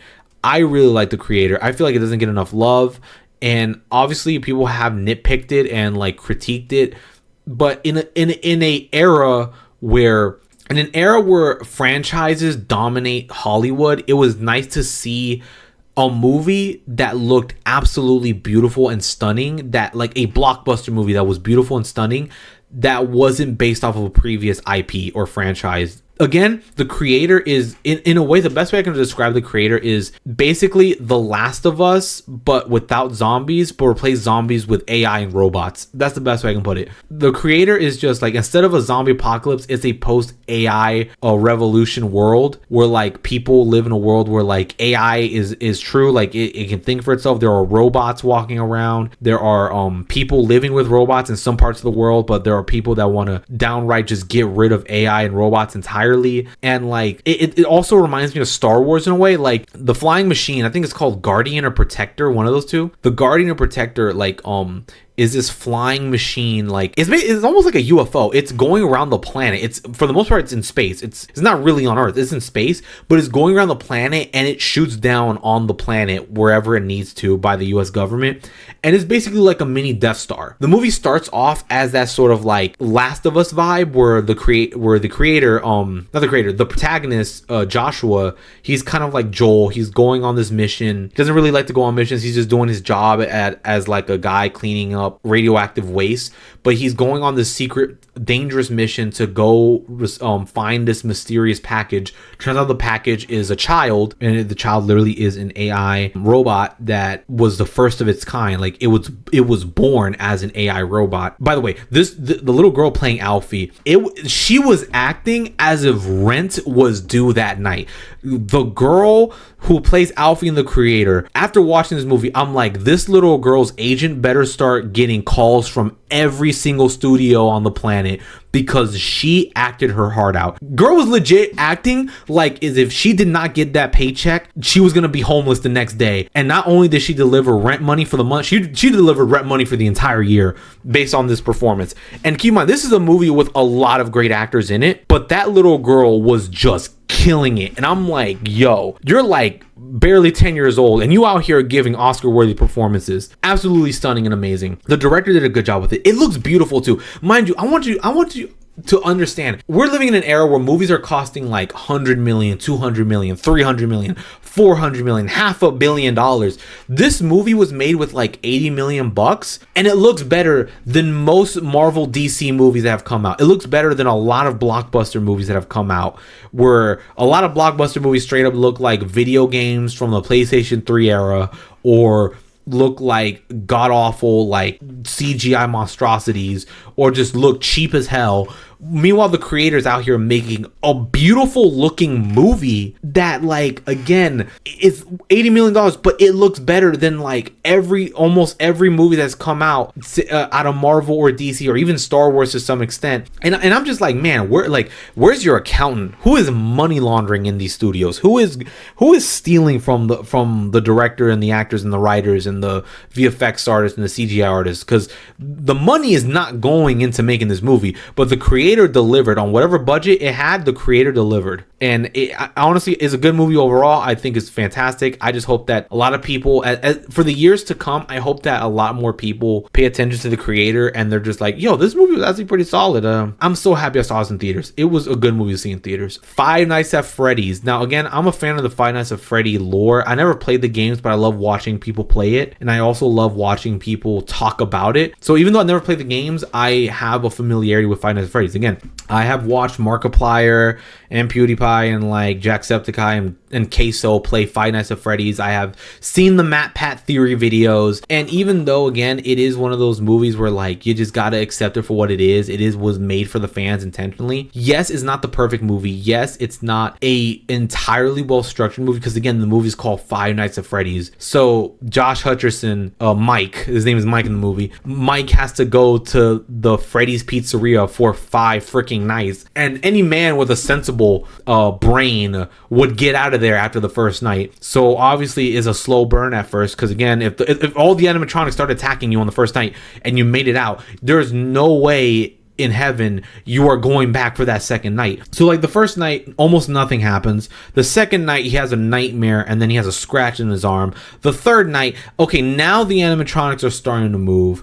The fourth night, the little girl and the cop are there, so now the animatronics are friendly. And then the fifth night, Springtrap shows up. So again, the movie, like, writers and directors, and even like the guy who made the Five Nights at Freddy's movie, I mean not movie, the game, like the creator, Scott Cawthon, like they really had to play with the Five Nights formula in live action in a movie, and I feel like they tried their best to do it with what they had. But if you're a regular moviegoer, you're not gonna like it as much compared to someone who enjoys the Five Nights at Freddy's franchise. So again, I'm gonna leave it there for now. It's an okay horror movie. Again, is not the best horror movie, and if someone were to say, would you want to watch a horror movie about animatronics killing people, what would you recommend? I'd probably say Willy's Wonderland over this. Like, I genuinely would say Willy's Wonderland over this. But again, if you're a FNAF fan, you're gonna like this movie a lot more, and I'm gonna leave it there for now. Ruby Gillman, Teenage Kraken, I thought it was cute. It was okay. I'm gonna put it right here. It's okay. It's fine. It's a nice animated movie about a teenage Kraken, and the family's all adorable. They're cute. They're adorable. The characters are adorable, but it's like that weird gummy animation. But that's the point, because like she's a Kraken, so she moves around weirdly and flimsily. But the whole story is about a Kraken coming to terms with her powers and her like super form, I guess you could say. and how they're fighting a mermaid. I thought it was all right. I think it's an okay animated kids film, but there are so much better animated movies on this list. There are so much better kids films on this list, and there's so much better animated kids films on this list. So again, that's why it has a low rating. But I'd rather watch it than Plane. However, I think I'd rather watch Knock at the Cabin over Ruby Gillman. Next up is The Marvels, and okay, I'm willing to concede it is better than The Flash. I'd rather watch The Marvels than The Flash. I'd rather. I think I'll put it right here. The Marvels is again proves the point that Marvel really is falling off. I feel like it's mostly focused on the three characters, which thank God it did. But the best character amongst the three is easily Miss Marvel, Kamala Khan. Iman Vellani is just performing her little heart out in this film, and I appreciate that. I appreciate that she's really trying. She really wants to do her best. Because again, she's the youngest of the three. She's a relatively new actor. She's only done a few things before the Miss Marvel show. So she's really trying her best, and she's having a fun time with it. And I feel like this movie came out only a week after the strikes ended, and she was the only actress from that movie going around promoting it to the best that she can. But again, it's like a last minute assignment. She's like speed running the promotion. And when I saw this in theaters, first of all, thank God someone else bought my ticket, because I would not have seen this in theaters.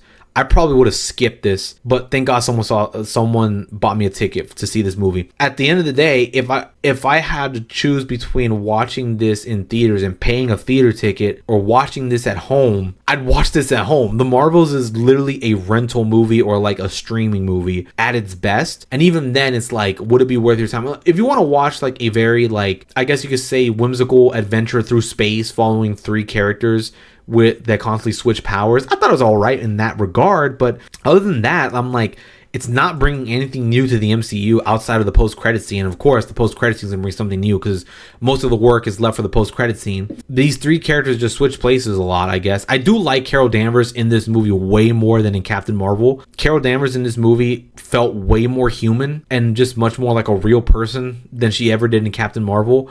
And I feel like that's one of the main problems, is that like ever since Captain Marvel came out, Captain Marvel just feels like a Deus Ex Machina. Like that's what it is. Like in her movie and Endgame, Captain Marvel just feels like a Deus Ex Machina. She's just there to like solve the plot, and then she immediately leaves and flies off into space to do God knows what. In this one, she has a little mental breakdown. She does have a mental breakdown a bit about like, oh yeah, I basically doomed an entire planet when I blew up their AI. Yeah, I probably caused the death of millions of people thinking that blowing up the AI that ran their government would be a good thing. Now, does the movie do a good job of her handling that? Not entirely. No, it's not. Like, the best she does at the end of the movie is that after the main villain dies, she just flies into the sun and reignites it, and then that's it. Like, that's literally all she does. Because up until that point, the main villain was going around from planet to planet, harvesting resources from different planets. So, like, the first planet, she was harvesting the atmosphere. The second planet, she was trying to get water. And then the third planet, was Earth. She was stealing our sun. Like, Darben, I think that's the name of the villain. Her goal was to get air, water, and sunlight back into her planet. And the planet with the good air was the Skrull colony. So they immediately just, again, it was a vacuum cleanup, like, shoop, and then, the air went into her world. Then she went to some random planet that is like 99% covered in water. And then that's how she got her oceans back on the planet. And then she was like, okay, we're going to steal the Earth's sun. We're going to steal the Earth's sun, which again would cause millions of people to die on Earth. But we're going to steal the Earth's sun out of revenge. And then after the main villain dies, again, they seal up. It causes a tear in reality. Monica Rambeau has to seal it up, and now she's in an X-Man land. And then Captain Marvel flies off into the sunset. She literally flies into the sun to reignite the sun so that the Kree have a stable sun again.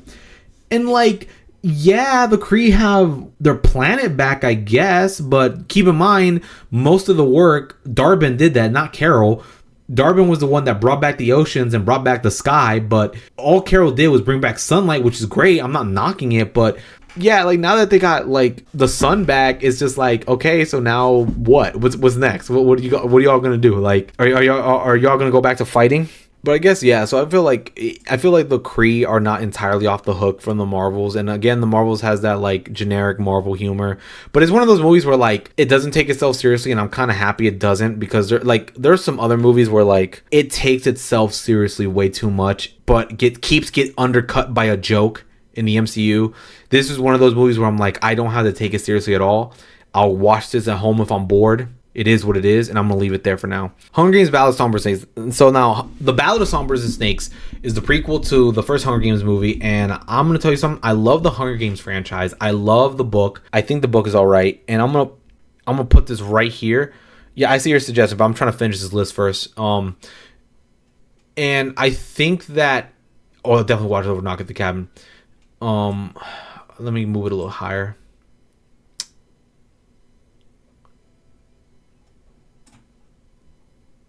Yeah,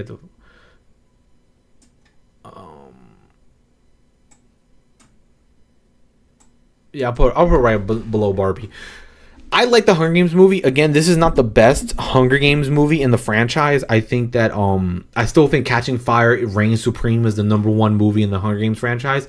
I think if you talk to anybody who's watched the Hunger Games movies, whether they are a casual or diehard fan, everyone agrees Catching Fire is the best. Hunger Games Ballad of Songbirds and Snakes was like the closest I ever had to an experience similar to watching Revenge of the Sith, because it is a villain arc. We're exploring President Snow's origin story and how he became, the villain we would later see in the Hunger Games trilogy. And for me, again, I think the actor who plays young Snow did a good job. I thought he was all right. He did it incredible. And what sucks is, again, because if you're a book reader, you get more of Snow's inner monologue and how psychotic he is. You don't get enough of that in the movie. The movie tries its best to show that. Although this movie, it is long. It is pretty long. I'm not sure. It might be the longest movie in the franchise, but it's or the second longest. It is pretty long. I feel like the runtime could have benefited with like a couple more minutes. I almost wish this movie had an extended cut. Basically, like everyone talks about the Snyder cut. I want to know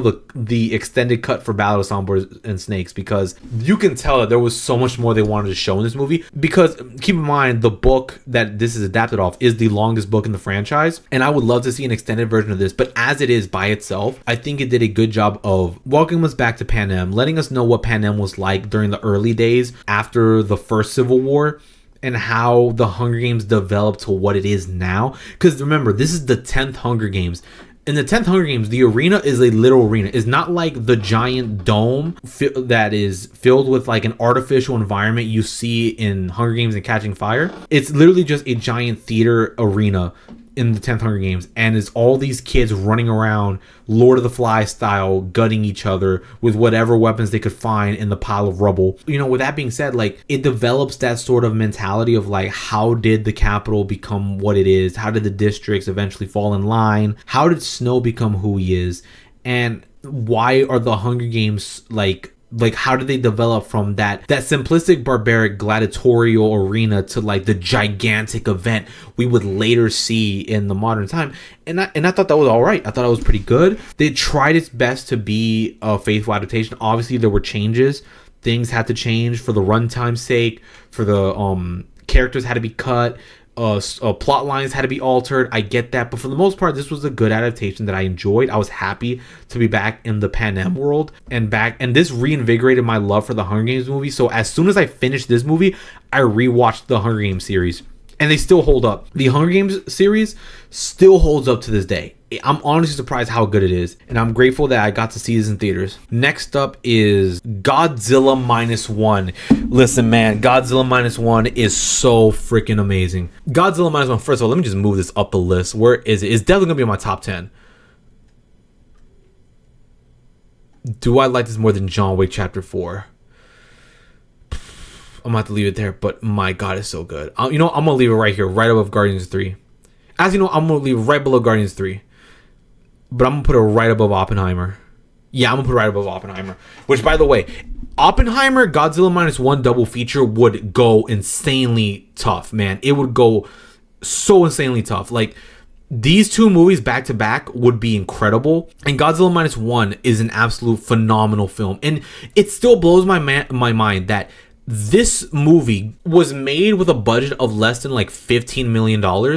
and yet it still looks better than most blockbuster movies. And not only does it deliver on the phenomenal job of being a great kaiju disaster film, but the characters are amazing. This was the first Godzilla movie where I genuinely cared about the human characters. Ever since like I saw, I guess you could say the first Godzilla movie I saw was the 1990s one with the dude who plays Inspector Gadget. Ever since I saw that Godzilla movie, and then any old, very old-timey Godzilla movies or any of the modern Godzilla movies, I never cared about the human characters. The closest I got to caring about the human characters was in like Godzilla 2014. But even then, I'm like, not really. Godzilla Minus One, I was rooting for these characters. I was rooting for them to win. I was rooting for them to defeat Godzilla. The main character, the protagonist, having to deal with PTSD and survivor's guilt from the war and losing his entire crew because of Godzilla was incredible. And my man was in the trenches. He was trying his best to survive, and the actor did an incredible job. The entire cast did a good job. Even the little baby girl in this movie, because the main character adopts this little girl. She's like, I don't know how old she's like 4 or 5 in this movie. Even she did a good job. And again, the characters are so wholesome. They're so nice. They're incredible. And it's funny how like this is a movie made in Japan, and the setting is right after World War II. And in a way, it is kind of like an anti-war film. They even have a moment where the scientist and one of the soldiers tells this young guy who never enlisted, because again, he was a little kid when the war happened. He tells this young guy that, hey, we need you to stay behind. Don't join us in this fight because we have to do this ourselves.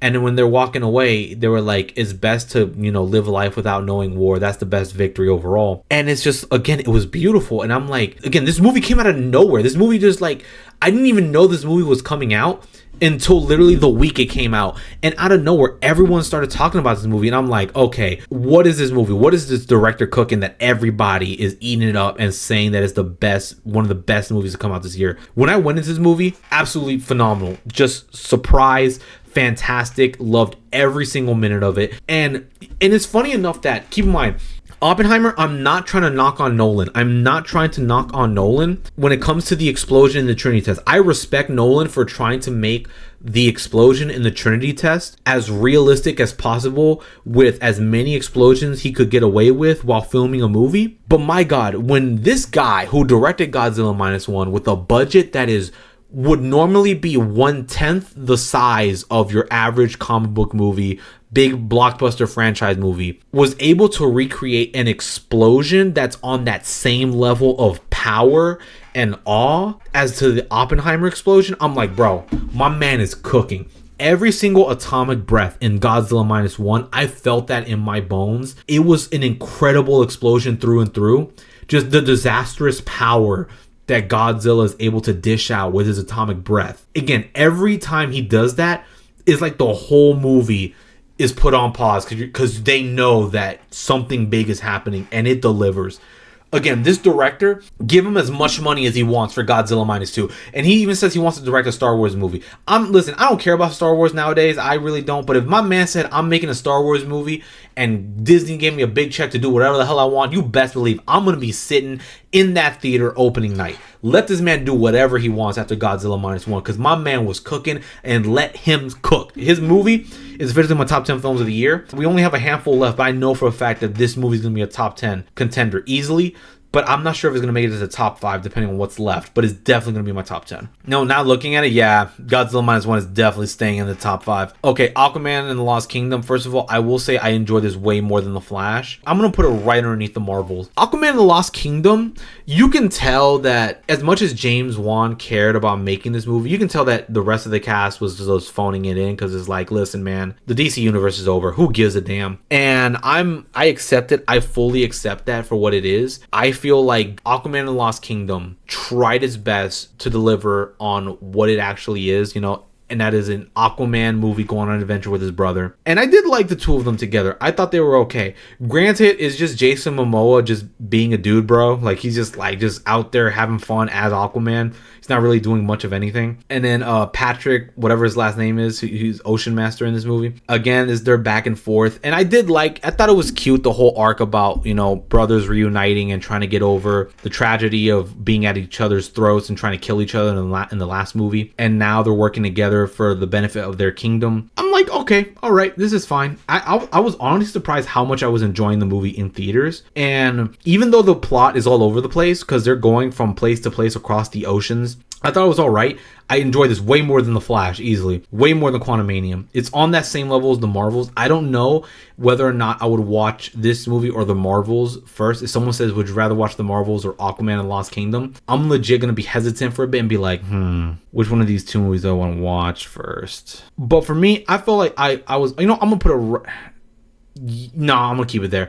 I'm going to keep it there. I think overall, the Aquaman and Lost Kingdom was okay. It is a mess of a film, but it's like a hot garbage mess, and that's what I liked about it. And I'm okay with this being the last movie in the DCU. Just let it rest, let it lie, and let's just move on to what's coming in the future with Superman Legacy. Rebel Moon. Okay, guys, I'm gonna tell you something. First of all, let me put the right rating for this. I'm gonna put this right here. Rebel Moon, like, I'm not gonna lie to you guys, this is a guilty pleasure film of mine. I think it is a bad movie that I like watching. I don't know what to say exactly, but I like watching this movie. I have watched this movie twice, and I almost watched it a third time, and maybe it's because I've been delving into a lot of Warhammer 40k lore videos and watching a lot of Warhammer 40k videos that I'm like craving for like a Warhammer-ish movie or show, and Rebel Moon for right now is the only thing that's filling up that niche. Unfortunately, Dune Part 2 doesn't come out till March, and even though it's bad, I still enjoyed watching it, but at the end of the day, it is a bad movie. Like, obviously, everybody says this is a knockoff of Star Wars, and it is. It basically is. Zack Snyder wanted to make a Star Wars movie. He had a script ready, but Zack Snyder, with his script, he went up to Disney Studios, to Lucasfilm, and was like, hey, I want to make a Star Wars movie. Here's my story idea. And Star Wars, rightfully so, said, nah, we're good. And looking back, this man Zack Snyder, I don't want to bash him, I really don't, but this man Zack Snyder really made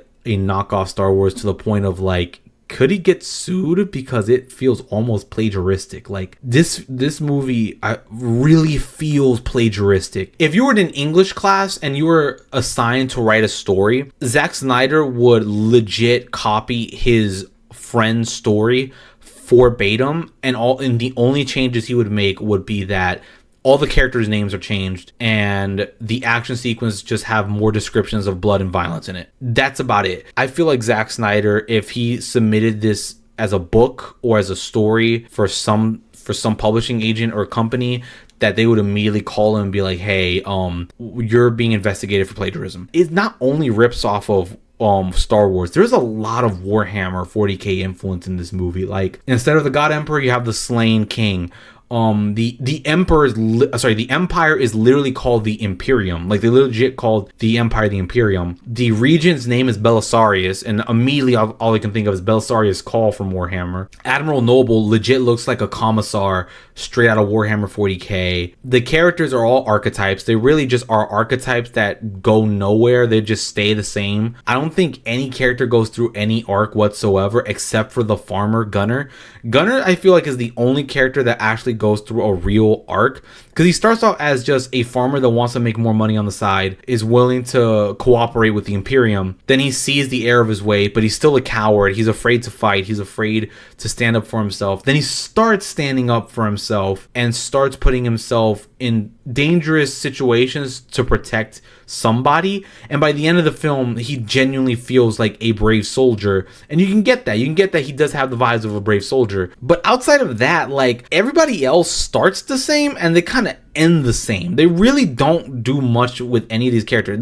The whole story is, again, it's Star Wars mixed with Warhammer 40k, mixed with Seven Samurai, and a little bit of Dune sprinkled in. That's really what it is. And again, we'd like to make fun of other movies for having archetypes and characters and that really don't change as much, or like simple stories. But like, you look at something like Dungeons and Dragons or the Super Mario movie, the characters they are all archetypes. You have the hero going on a journey to save the damsel in distress. You have the typical crew that he has with him, and they're all based on some form of archetypal character, and they all go on a pretty much simple hero's journey. But at the end of the day, at least with the Mario movie and with Dungeons and Dragons Among Thieves, and even with the creator for some extent, they at least try to do something different. They at least try to bring something to the table.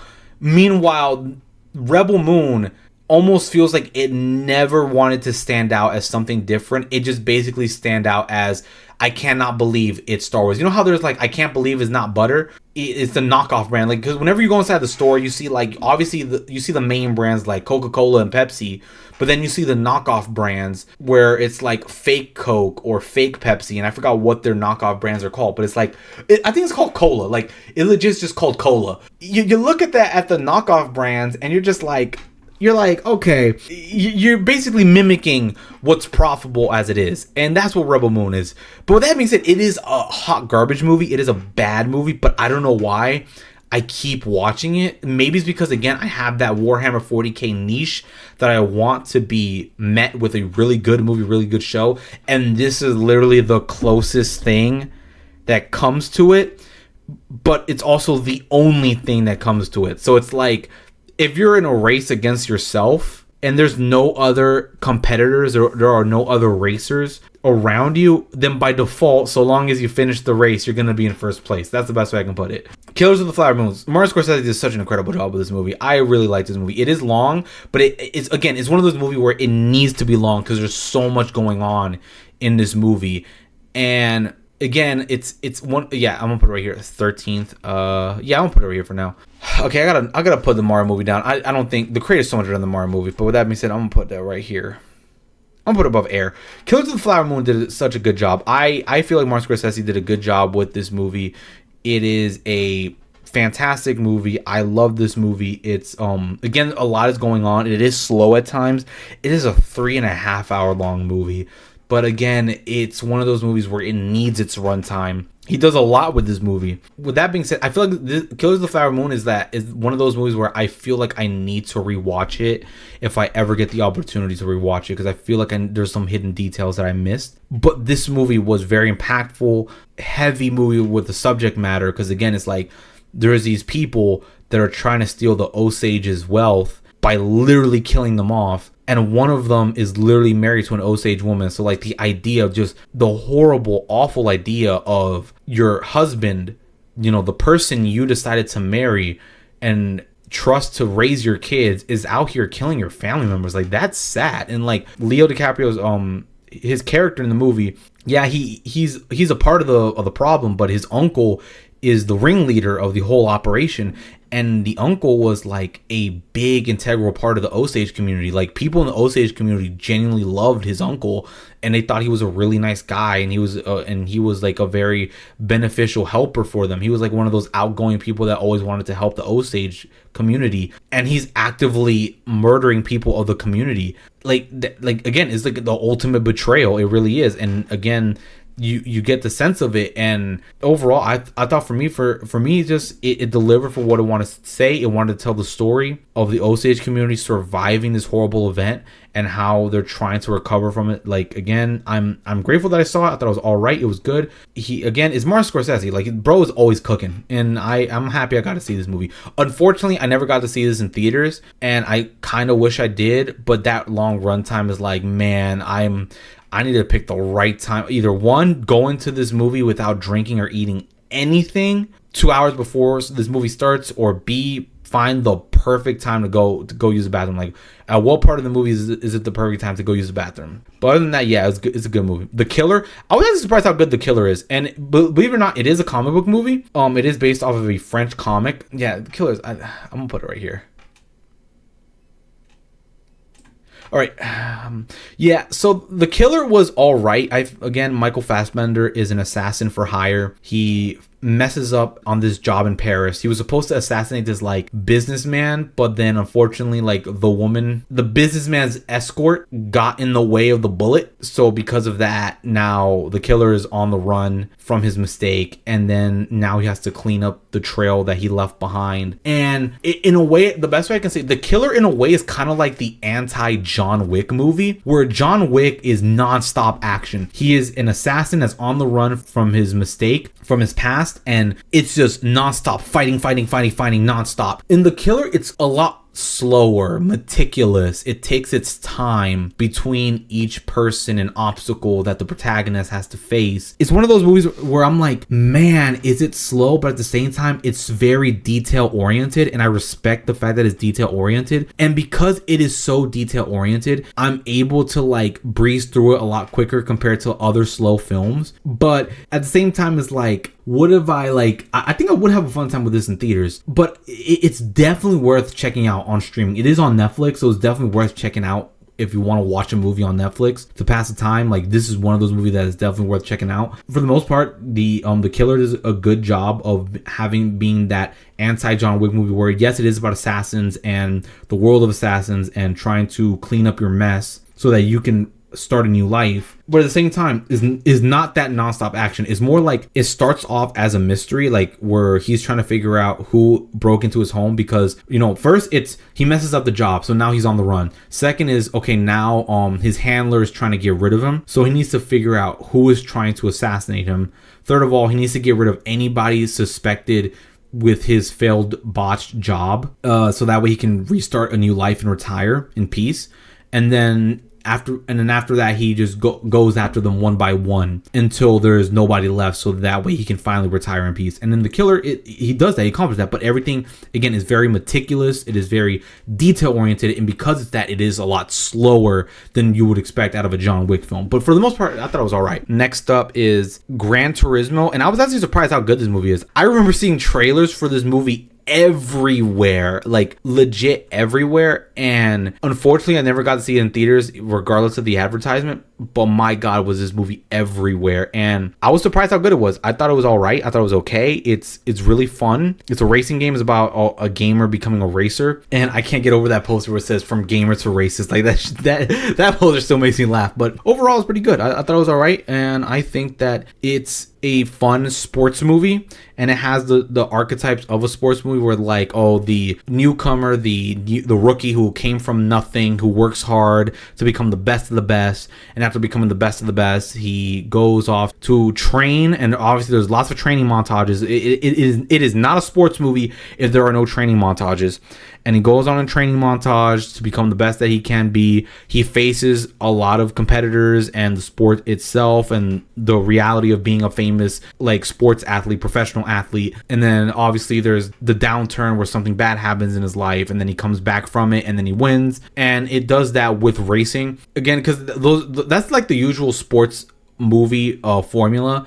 Regardless if it's football, basketball, baseball, soccer, it just takes that formula but does it with racing. And it's kind of funny, like in a year where Fast X came out, the 10th movie in the Fast and Furious franchise, Gran Turismo was the racing movie, the best racing movie of that year. Because let's be honest, Fast and Furious is never about racing anymore. Like, it really isn't about racing. Like, it is a live action anime about family. That's what it is. Gran Turismo, if you want a movie about racing in 2023, Gran Turismo was that movie. Hey there, so thank you so much for watching, and please like and subscribe and stay tuned for more. Comment down below what were your favorite and least favorite films of 2023, and on top of that, please share this around, so I hope that a lot more people enjoy this video as well, and have a wonderful day or night. Peace.